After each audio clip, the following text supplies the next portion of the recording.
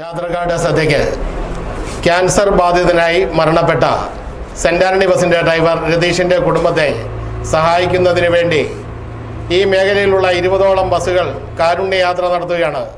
അതോടൊപ്പം അദ്ദേഹത്തിന്റെ സുഹൃത്തുക്കൾ കാഞ്ഞിരപ്പള്ളി ബസ് സ്റ്റാൻഡിൽ നടത്തുന്ന ബക്കറ്റ് കളക്ഷനിൽ എല്ലാ മാന്യ യാത്രക്കാരും ആത്മാർത്ഥമായി സഹകരിക്കണമെന്ന് വിനയപുരസ്സരം അഭ്യർത്ഥിക്കുന്നു.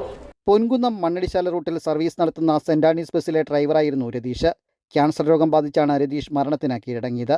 ഇദ്ദേഹത്തിന്റെ കുടുംബത്തെ സഹായിക്കുവാനാണ് എരുമേലി കാഞ്ഞിരപ്പള്ളി പൊൻകുന്നം റൂട്ടിൽ സർവീസ് നടത്തുന്ന 20ലേറെ സ്വകാര്യ ബസ്സുകളിലെ ജീവനക്കാരും ഉടമകളും ഒന്നിച്ചത്. തിങ്കളാഴ്ച ഈ ബസ്സുകളിലെ മുഴുവൻ കളക്ഷനുകളും ജീവനക്കാരുടെ ശമ്പളവും രതീഷിന്റെ കുടുംബസഹായ നിധിയിലേക്ക് നൽകുകയായിരുന്നു. ഇതുകൂടാതെ ബസ് സ്റ്റാൻഡിലെത്തിയ യാത്രക്കാരിൽ നിന്നും മറ്റു ബസ്സുകളിലെ യാത്രക്കാരിൽ നിന്നും ബക്കറ്റ് പിരിവിലൂടെ പണം സമാഹരിച്ചു.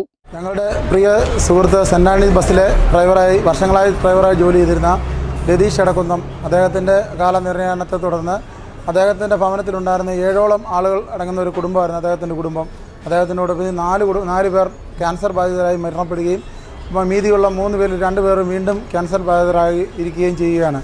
അപ്പം ഇതേ തുടർന്ന് പിഞ്ചു കുഞ്ഞടക്കമാണ് 2 പേർ വീണ്ടും ക്യാൻസറായിരിക്കുന്നത്. ഇദ്ദേഹത്തിൻ്റെ കുടുംബത്തിൻ്റെ ചെലവിനും തുടർ ചികിത്സയ്ക്കും വേണ്ടി ഞങ്ങൾ ഈ സ്റ്റാൻഡിലെ 20ഓളം ബസ്സുകൾ അടങ്ങുന്ന സർവീസുകൾ ഈ ഒരു കാരുണ്യയാത്രയ്ക്ക് വേണ്ടി സർവീസ് നടത്തുകയാണ്.